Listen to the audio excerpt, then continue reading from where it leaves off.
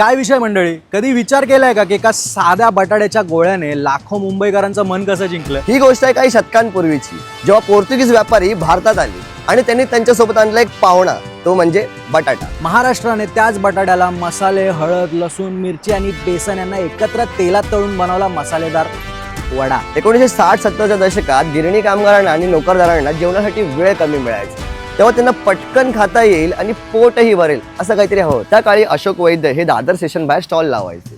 तिथेच ते बटाटा वडा विकायचे.